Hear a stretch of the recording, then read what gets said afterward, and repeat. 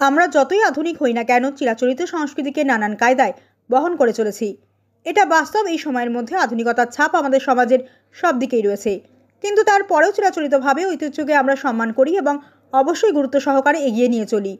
রবিবার পৌষ সংক্রান্তি বা মকর সংক্রান্তির প্রাক্কালে তেলিয়ামুড়া মহকুমার কৃষ্ণপুর আমতলী এলাকায় গিয়ে প্রত্যক্ষ করা গেল দুই যুবক মিলে বুড়িঘর তৈরিতে ব্যস্ত। যুগ যুগ ধরে মকর সংক্রান্তির আবহে বুড়িঘর তৈরি করে বনভোজন করা সহ নানানভাবে আনন্দ করার রেওয়াজ রয়েছে। অস্বীকার করার উপায় নেই, কালের বিবর্তনে এই প্রথা অনেকটাই বিলুপ্ত হওয়ার পথে। তবে সবটা যে এখনও বিলুপ্ত হয়নি তার দৃষ্টান্ত কিন্তু আরও একবার উঠে এলো আমাদের অনুসন্ধানে।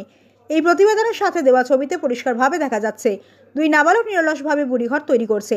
কথা বলার সময় তাদের দাবি, এই ঘর তৈরি করে মকর সংক্রান্তির আবহে সবাই মিলে আনন্দ করবে, খাওয়া দাওয়া করবে, পরের দিন ভোরবেলা স্নান করে আগুনের উত্তাপে নিজেদের উষ্ণ করবে। এই প্রতিবেদনগুলোর মধ্যে হয়তো জৌলুস নেই, এই প্রতিবেদনগুলো বিভিন্ন মোড়কে আকৃতিপ্রাপ্ত নয়, তবে চিরাচরিত ঐতিহ্য এবং সাংস্কৃতিক ধারক বাহক হিসেবে এই প্রতিবেদন সহ ছবিগুলো নিঃসন্দেহে তাৎপর্যপূর্ণ। এবং কৃষ্ণপুরের আমতলী এলাকার এই প্রতিবেদন হলফ করে দাবি করে আমরা আমাদের চিরাচরিত সংস্কৃতিকে সম্মান করি এবং বহন করার ক্ষমতা রাখি। কৃষ্ণপুর আমতলী, কি বানাইতেছো তোমরা? এটা আলন্তিকর। প্রত্যেক বছরই বানাও তোমরা? হ্যাঁ। এই কি মানে কি কারণে বানাও এটা? পিকনিক করণের লিগা, মানে পৌষ মাসের সংক্রান্তির দিন। তারপরে এটা কি থাকবো এখানে নাকি পুরা লেবা? মানে পিকনিক টিকনিক করেছো তোমরা পুরা লেবা? তোমরা কয়জনে মিল্লা বানাইতেছো এটা? দুইজন, তুমি আর হ্যাঁ। কি নাম তোমার?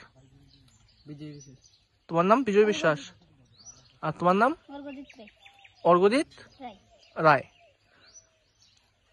তোমরা নিজেরাই এটা বানাইছো নাকি না আর কেউ সহযোগিতা করছে তোমরা? দুইজনই। কি কইবা, এটা তো অক্ষণের যুগে পোলাপাইন বানায় টানায় না, তোমরা বানাইতেছো না? এটা পুরান একটা ঐতিহ্য, এটা মানে ধরে রাখতেছো নাকি?